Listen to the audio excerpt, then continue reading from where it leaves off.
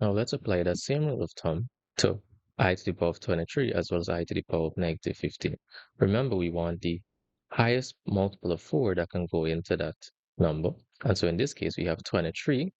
Remember, the highest multiple of 4 just below 23 is actually 20. So we can rewrite this as I to the power of 20 plus 3.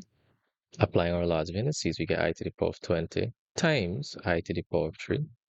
And we know I to the power of 20 is really I to the power of 4, all to the power of 5. Of course, we get times I cubed. All right, remember any power of I to the power of 4, in this case, we have I to the power of 4, all raised to the power of 5. That will just evaluate to 1. And so the final answer here is I to the power of 3, which is the same as the negative square root of negative 1.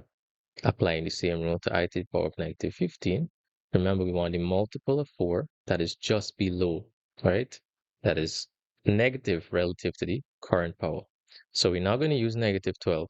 We're going to use negative 16 because remember, we want a multiple of 4 and one of these excess, right? 1, 2, 3, or 4. And we know that, well, negative 15 is the same as negative 16. That's a multiple of 4 plus, right, the excess. We know I to the power of 1.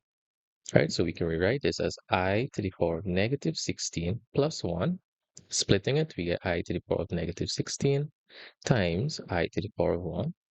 And so the result here will be, we know this is I to the power of 4, all to the power of negative 4. Remember, power of a power, right? A to the power of m all to the power of n is the same as a to the m times n, right? And we have times I to the power of 1. I get rid of this, right?